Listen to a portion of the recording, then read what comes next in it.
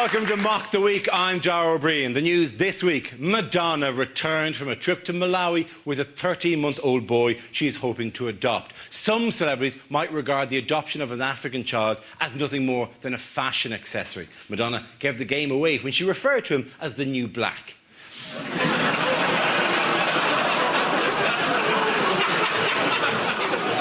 Madonna strenuously denied the adoption was a publicity stunt, while gyrating naked on an illuminated cross outside the orphanage. The Malawi authorities have insisted that if any foreign pop star wishes to adopt a local child, they will need to stay in the country for 18 months. Michael Jackson said that's fine, as long as he can sleep in the orphanage. Oh, you're very disapproving tonight, aren't you? Ooh. Army Chief Sir Richard Dannett criticised the government strategy on Iraq, where British troops are being shot at on a daily basis, although it'll obviously get much safer when the Americans leave and it's only the Iraqis firing at them. And scientists have predicted that 100,000 years in the future, the human race will have split into two distinct types. One of them 7 foot tall with long, thin limbs, and the other a stunted, goblin-like creature. But the large question is, can they play up front for England? Joining me tonight are 6 of the top comedy performers in this country: Andy Parsons, Mark Steele, Russel Howard and Frankie Boyle, Hugh Dennis and Adam Hills. Welcome to you all.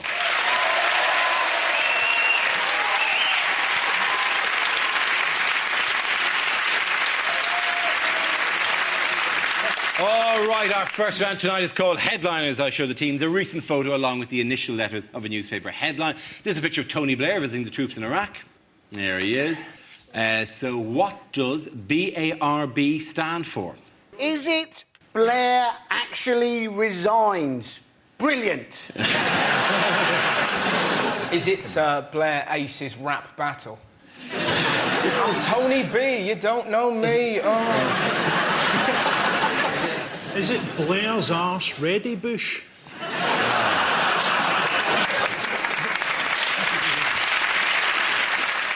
I'm very impressed by the way that they seemingly ran out of camouflage gear when Tony Blair arrived. It's not very good camouflage, is it? I can see all of them. OK, I'll give you a clue. The B stands for British. A stands for Army, am I right? Yes, it does. Is it British Army Rifle Bollocks?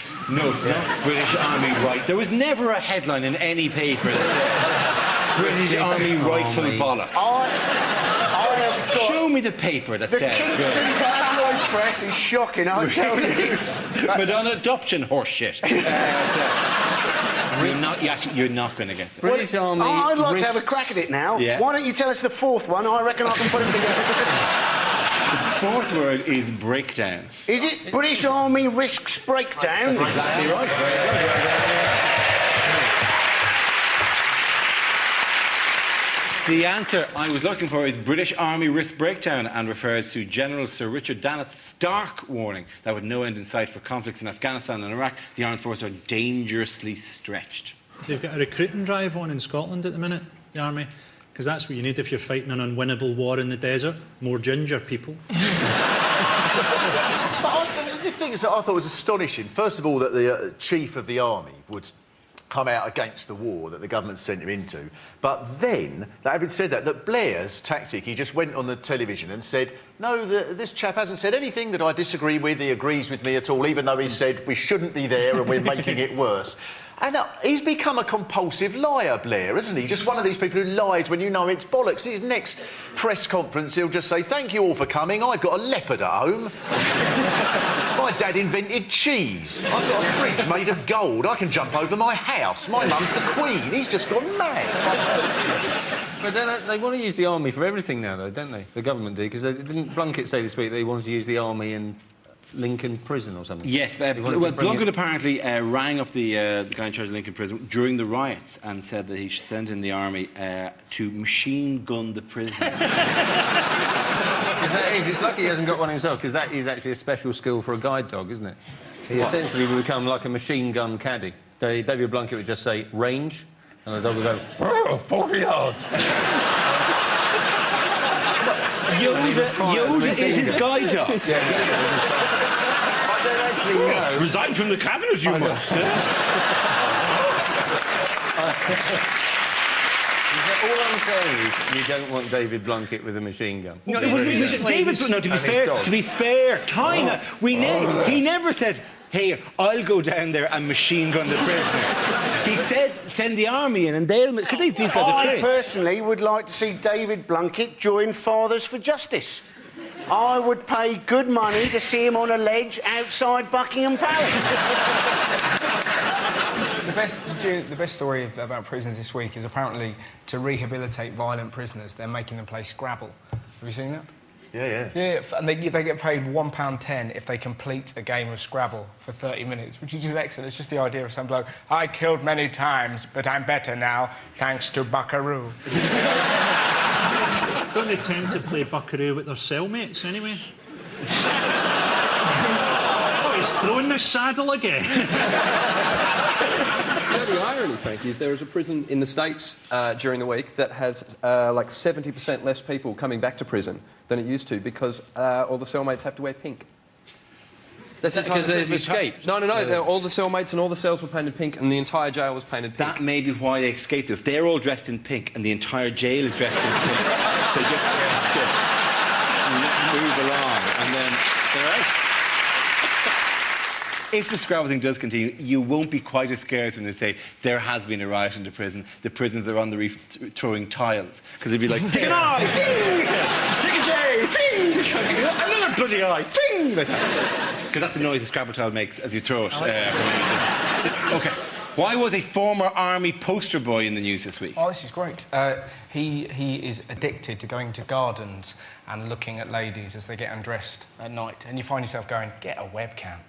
It's a lot easier. You'll catch cold. Yeah, but it's the difference between, like, listening to a CD and listening to a band live. You know, live is just much more exciting. They said, though, he was one of the best exemplary army cadets or whatever that they ever had. How good were you in the army if you can't go into a student's garden and peep without getting caught?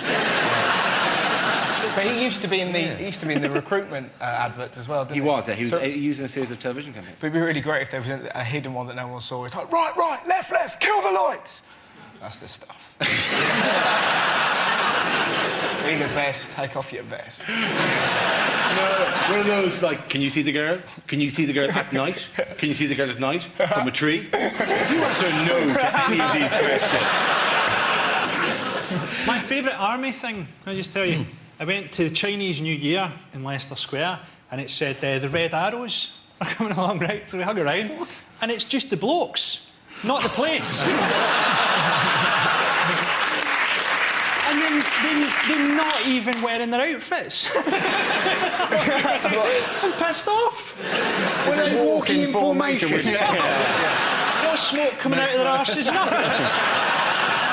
One army that was in the news, of course, this Oh, week yeah? was the Barmy Army, which is a bit of a leap, I know, but the Australian fans were warned this week about their behaviour towards them, wasn't it? It was the Premier of New South Wales, a guy called Maurice Iemma, who asked Tony Blair to identify hooligans, because cricket hooligans are all the rage, apparently. Oh, they're dangerous. Yeah, they're the worst kind, aren't they? Yeah. You're going to spend £2,500 and then travel 25 hours to the other side of the world to really kick off. They're all posh, aren't they? Exactly. You know, it's none of this, who are ya? Who are ya? It's more, you are whom? But you can imagine him with the Aussie just, that's not a knife, it is. It's a cheese knife. It'll make light work of this brie.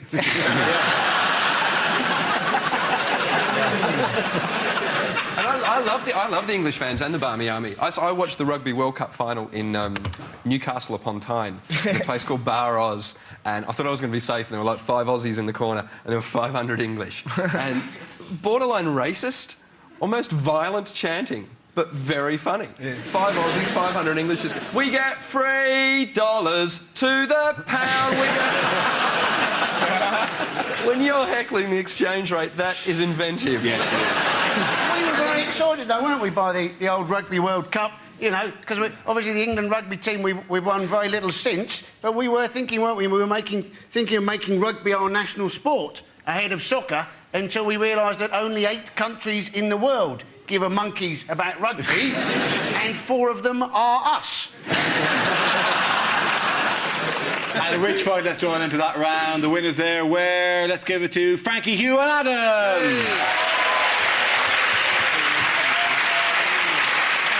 The next round is called Between the Lines and it features Hugh and Frankie. If you could make your way to the press pit, please. Thank you. In this round, one of them takes on the role of a person in the news addressing the media, while the other translates what they really mean. Frankie, you are Conservative Party leader David Cameron making a speech. Hugh, you will tell us what he really means. I am here to launch the Conservative Party manifesto, which is substantial. A child's drawing of an oak tree and 300 blank pages.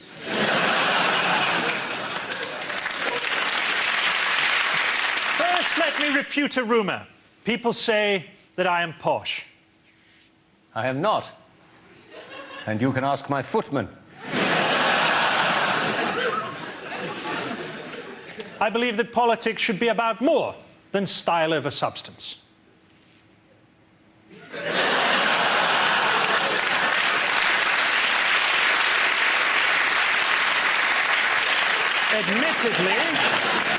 Admittedly, I did go to boarding school. I was briefly gay. But Eton is a school with great tradition.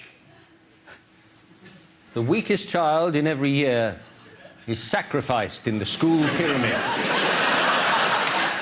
to appease the god Imhotep. The world needs to form a coherent plan to deal with global warming. I've got a little windmill on my roof. I want to reach out to ethnic minorities in Britain. Give them a fiver and say, would you do my garden? Well done, Hugh and Frankie.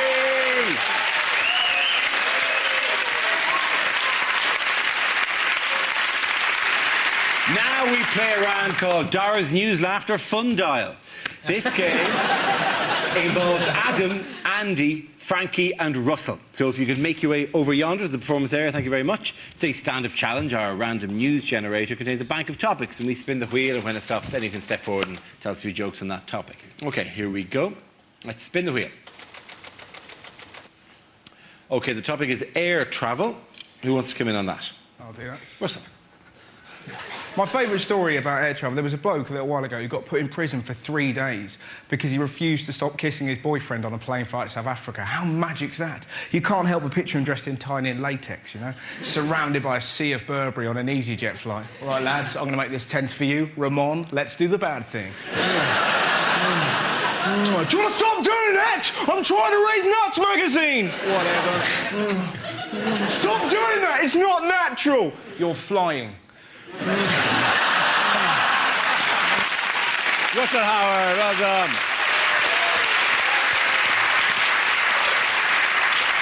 done. OK, let's spin the wheel again.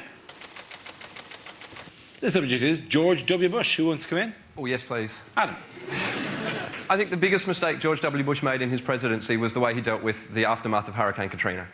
Because seriously, that should have been easy. All he had to do was go to New Orleans, look like he was helping out, people would have loved him. And he still screwed that up. And whether or not you like Bill Clinton, I reckon Clinton would have known what to do in that time of crisis, because Clinton could spin public image. He could make himself look good when it counted. 3 days after the hurricane hit, George W. was still watching television. Storm, should I do something about this? If Clinton had been in charge, he'd have been standing on the New Orleans docks the day the hurricane hit with a camera crew behind him, his pants around his ankles going, "Hey, Katrina, blow this." Well done, Adam. OK. Andy and Frankie, it's up to you. The next topic, please. The next topic is religion.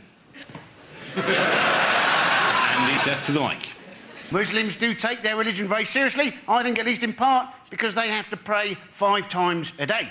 Anything you've got to do 5 times a day, you tend to take pretty seriously. We are all supposed to eat 5 fruit and veg every day. Now, we struggle to do that, don't we? Now imagine you had to eat those 5 fruit and veg at set times every day when some bloke up a tower started wailing fruit and veg at you.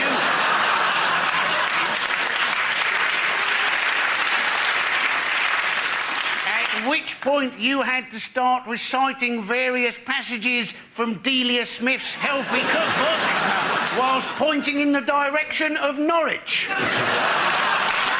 Very good, Andy Parsons.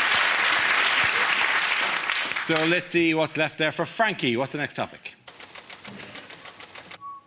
And the topic is sport. Apparently, at Scotland games now at Hampden, they've actually banned food from the ground, and they search you when you're going in to make sure that you've not got food on you. Nice to see that we've got our priorities right, isn't it? What's this, sir? A knife? I hope you weren't planning on making sandwiches. Now, a Scottish guy is the #1 British tennis player. I've not checked my Nostradamus, but isn't that one of the harbingers of the apocalypse?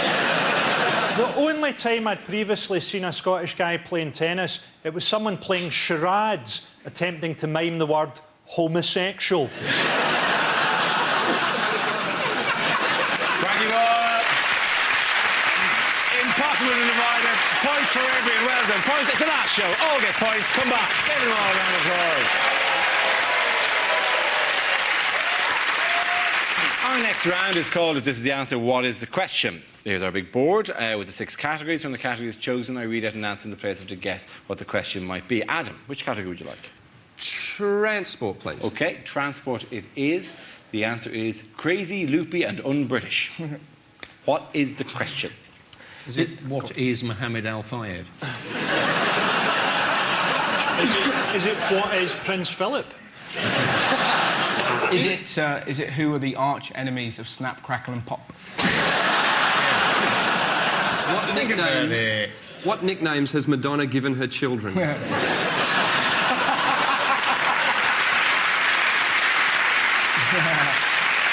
Is it, if you read the Daily Mail, what is everything?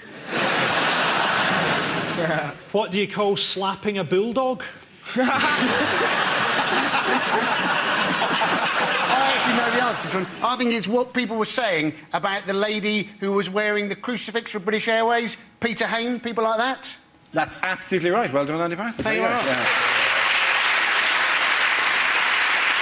Yes, the question I was looking for was, how did public figures describe British Airways' decision to send home an employee for refusing to cover up a crucifix necklace? Check-in worker Nadia Ouida argued she was being unfairly treated and said that Muslim and Sikh employees were still allowed to wear headscarves and turbans. Now, obviously, the distinction is that she could have put the crucifix under other clothes, where it's very difficult to hide a head, like a turban, unless they gave them all, like, afro wigs. Surely the problem was, though, wasn't it? Was that it was only the size of a 5p piece. She should have had a much larger cross and worn it on her head, and then she'd have been absolutely fine, wouldn't she? She should have been nailed to a cross while she was doing the safety demonstration. The exits are here.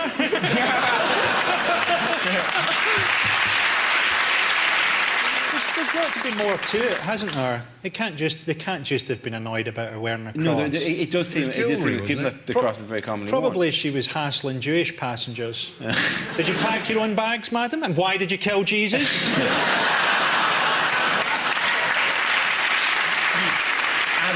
Adam, you've probably travelled more internationally in the last while than any of us. How is security at the moment? Do you have any difficulties? I've got an artificial foot, as you know. Yes, I do know that. So, clearly every time... I don't know if you knew that, Hugh. When you... I have an artificial penis. So I've decided not to, compare notes on that later.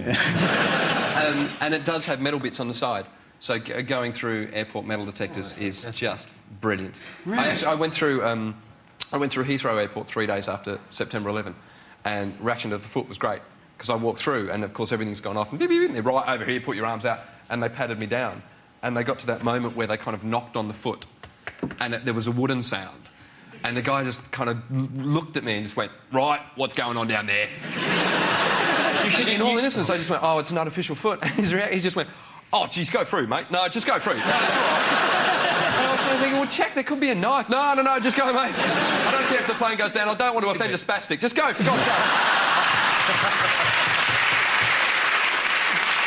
But when you're going to one of the ones in which you have to take off, when there's a bit of a rigmarole anyway, and you know, people are sullen. They spend the entire day looking at people sullenly going past, going, "Well, here's my belt and here's my shoe," and then you could just go, "And I'll see your belt and I'll see your shoe, and here's the leg."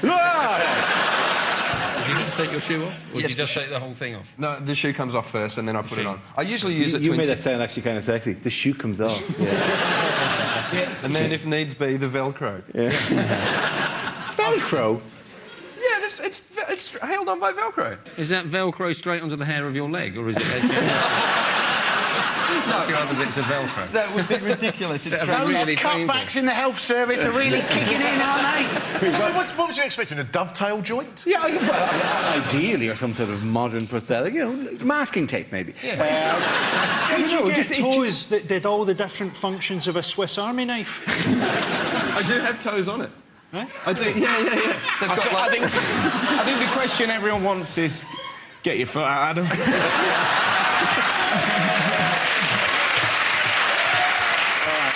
Listen for the Velcro. It's Velcro time. Into the mic. It's Velcro. I've got a terrific view, ladies and gentlemen. Are you not ever tempted?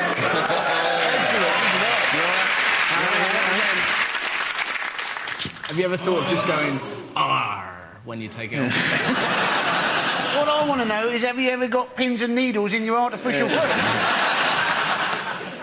Right, the foot. Oh, hello. Not that one! He's removed the wrong foot. That'd be NHS, wouldn't it? Right there. That was actually Hugh's Wasn't penis. his foot, ladies. Oh. Yeah, go for it.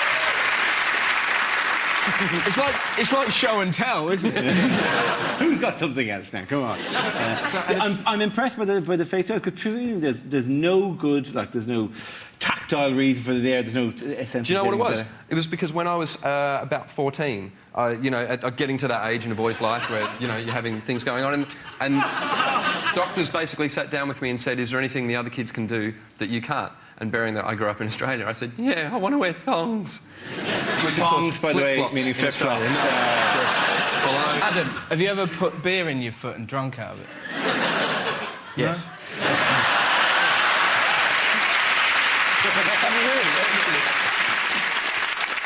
What they did, the reason there are toes there is because when I said I want to wear flip-flops, they made me one that had a gap there so that I could put flip-flops in there. But it didn't work because whenever you walk in flip-flops, as you walk, you grip with your toes to hold the flip-flop on. So you used to go bing, Yeah. and firing them off in every direction. So my mum then put Velcro on a flip-flop. If it wasn't for Velcro, we don't take enough time to thank Velcro for its wonderful work. Just turn to the camera. Thanks, Velcro. Thank you, Velcro. Thanks for everything. Keeping us together.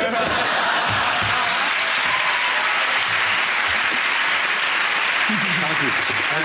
Thank you, Adam, for what could have descended into freak show territory, but you held it together with an enormous amount of dignity, as we basically said, "Show us the weird thing! Show us the weird thing now! Who wants to Let us see the unusual limb that we remember." Who wants to see my artificial penis? Is that the one you had made so that you could wear a thong? On travel news, of the greatest travel story of the week was Tina the tortoise. Tina the tortoise lost a leg, so they attached a rear wheel to the back of Tina's shell. Did they attach it using Velcro? When that tortoise goes to do a TV panel show, all the audience will be going, "Show us the wheel!" And then what happens if that tortoise is set upon and someone steals the wheels and you find it up on bricks? What's his name? Is it Tina? Tina. Tina's Her name is Tina. There's no way that Tina's going to be able to hide from people she doesn't like anymore. You know, because before you can hide in your shell, well, that could be anyone. Tina, we know it's you. You've got a wheel. All right, Dave, how you doing? Not bad. I think the other tortoise It's a very, very complex social network that tortoises are. Every time the thing reverses, it's going to go beep.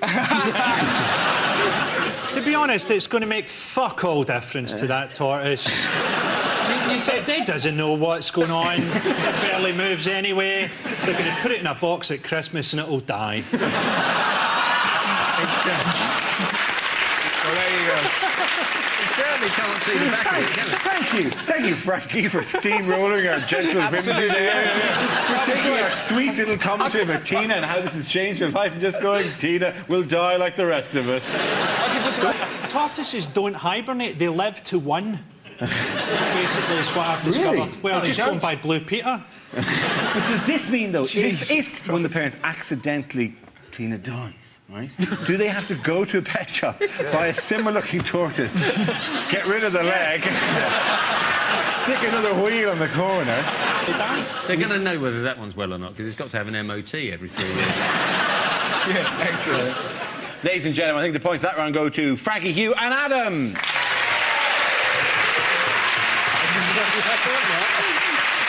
Now we come to our final quickfire round called Scenes We'd Like to See. This is for everyone, so if you could all make your way over to the performance area, please. Thank you very much. I call it ideas for scenarios we'd love to see, and the performers will step in with their suggestions. OK, here we go. Well, the first subject tonight is bad things to say when leading troops into battle. Cry God for Harry, England and St George. Let us march to the music of Shawaddy-Waddy. Soon you'll be at home with your families, in a jar on the mantelpiece.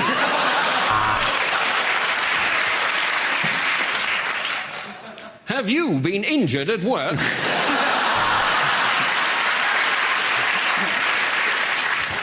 Right, lads, I might... Ah, pins and needles. General Churchill will be leading the troops in on this one, isn't that right? Oh, yes.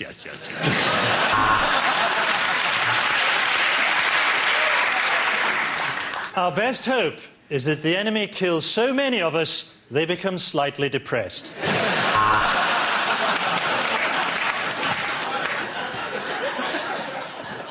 Hello, I'm George Bush.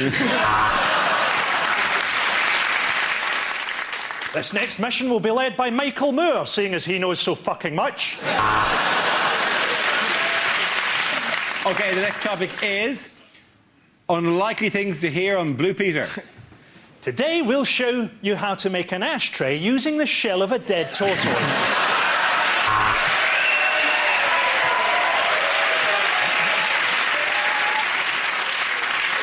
And welcome back, John Leslie. Have you ever wondered what it would be like to be a gimp? When we say the Vandals have killed the goldfish, we mean they've shat in the pond. And all we'll need to make this is a Bunsen burner, a spoon, some fresh cocaine and a pipe. So in a moment, Connie will be teaching you how to clone your parents' credit cards. With a couple of batteries and a toilet roll holder, you can make a fantastic Mother's Day vibrator. Let's leave it at that, ladies and gentlemen. At the end of that round, I think the points will go to Frankie, Hugh and Adam. Everyone come back. Everyone come back. That's the end of the show. That's the end of the series. This week's winners are Frankie Boyle, Hugh Dennis and Adam Hills. Commiserations to Andy Parsons, Mark Steele and Russell Howard. We'll hopefully see you again soon. I'm Darby. Thank you very much for watching. Good night.